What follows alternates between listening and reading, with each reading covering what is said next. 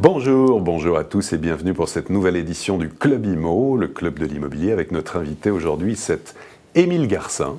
Bonjour. Bonjour. Bonjour Émile Garcin, vous dirigez l'agence Émile Garcin, bien sûr, dans l'immobilier haut de gamme, 26 agences en France et à l'étranger, et vous fêtez cette année vos 50 ans d'activité. Félicitations. Merci. Alors justement, avec votre expérience, quel regard portez-vous sur l'évolution du marché de l'immobilier aujourd'hui ? Écoutez, l'évolution du marché de l'immobilier qui est au fond ce que nous faisons essentiellement, c'est-à-dire l'immobilier ancien. Nous, c'est pas du tout le propos de l'immobilier de logement classique. Il y a des personnes qui sont là pour ça. Nous, c'est très différent. Alors, dans l'immobilier ancien, on a une diversité de clientèle française et étrangère. Aussi bien à Paris, qu'à Marrakech, qu'à Tanger ou qu'en Provence, bien entendu. Alors, il est bien certain que les nouvelles... Enfin, ce qui nous a donné un coup d'arrêt très important, c'est le gouvernement précédent qui a changé la loi de plus-value sur les résidences secondaires et qui a fait passer la plus-value à 30 ans au lieu de 15 ans. Alors ça a déjà considérablement perturbé le marché. Mais enfin, bon, le marché a l'air de reprendre quand même actuellement, mais essentiellement pour des biens qui sont au prix. Et nous voyons en fait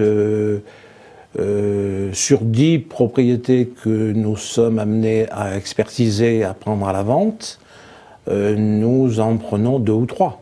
D'accord. Et sur le marché spécifique du sud, là où vous êtes basé, comment ce marché évolue-t-il dans le sud de la France, notamment dans le sud-est ? Eh bien, dans le sud-est, il est bien certain que la clientèle étrangère était très présente.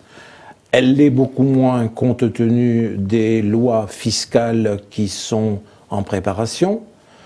Et donc les étrangers, tous les étrangers, avant d'investir en France, ils font une étude fiscale par leurs fiscalistes et avocats, ou américains, ou anglais, ou suédois, peu importe. Et ces fiscalistes leur disent, écoutez, prenez un peu du recul, attendez de voir ce qui va se passer, parce que les étrangers risquent d'être mis dans une situation fiscale pas très confortable. Alors, pour avoir une idée très précise, quelle est sur l'impact justement, sur le fait qu'il y ait beaucoup moins d'acquéreurs étrangers qui viennent pour des raisons en fait fiscales, de quel ordre? Qu'est-ce que ça représente en fait? C'est 10%, 15%, 20%, 30% de l'activité de votre marché?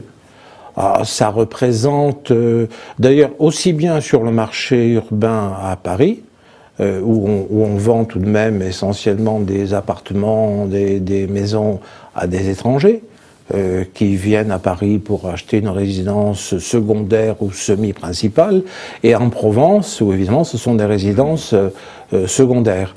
Et il y a à peu près, ça représente ça peut représenter jusqu'à 30 ou 40%.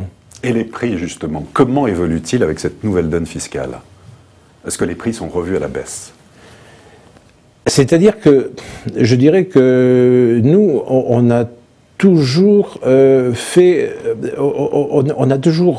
des sélections de ce que nous prenions à la vente, et des sélections très pointues, même dans des périodes où il n'y avait pas de crise. C'est-à-dire qu'on ne prend à la vente que des propriétés, ou des appartements, ou des maisons, que nous considérons qui sont au prix. Ce que nous considérons le prix, c'est que ce que nous vendons, si un acquéreur dans 2 ans ou dans 3 ans nous dit on va revendre, il faut que nous soyons à même de lui revendre au minimum le prix qu'il a payé et peut-être avec une petite plus-value. C'est ça notre sélection. Vous n'avez pas ajusté ou été amené à ajuster les prix à la baisse sur certains mandats? Pas tellement. Au fond, pas tellement, parce qu'on a toujours négocié les prix en prenant le mandat et non pas en attendant qu'il y ait un acquéreur. C'est-à-dire, nous nous mettons à la place de l'acquéreur en nous disant, ben, tiens, nous sommes acquéreurs, nous sommes acheteurs de cette propriété. Est-ce que ça va être logique? Est-ce que ça va être au prix ou pas? Voilà. Des exemples tout de même de transactions réalisées dernièrement, de belles transactions? Alors, les plus belles, c'était aux environs de 10 millions d'euros. Disons que quand on atteint de tels chiffres, ce sont des propriétés, ce que l'on appelle avec zéro défaut. C'est-à-dire que, comme disent les Anglais, location, location, location. C'est-à-dire que le lieu, l'endroit, pas de bruit, pas de servitude de vue, une belle vue, un calme absolu et une qualité également de l'environnement et du bâtiment et de la restauration du bâtiment. Voilà. Bon. Et dans les propriétés zéro défaut, disons que les investissements sont assez faciles parce que on a affaire à une clientèle de niveau international et qui est habituée à des choses de qualité. Voilà. Et avec la baisse de l'activité constatée en France, qu'est-ce qu'il faudrait selon vous pour relancer la machine, relancer le marché? Qu'est-ce qu'il faudrait faire? Écoutez, ce qu'il faudrait faire, c'est, à mon sens, je crois que ce que les pouvoirs publics n'ont pas très bien compris, c'est qu'on se polarise sur des types de transactions classiques pour se loger, etc. Mais on s'est rendu compte qu'en fait, les transactions de propriété, de résidence secondaire ou même principale dans l'ancien, ça génère toujours des emplois, des travaux. Quand on pense que, si vous voulez, en 2012, il y a 10 000 licenciements dans l'immobilier, alors même si sur ces 10 000, tout le monde n'était pas très performant, c'est pour ça qu'ils disparaissent, mais enfin, ça génère tout de même pour l'État des droits d'enregistrement importants.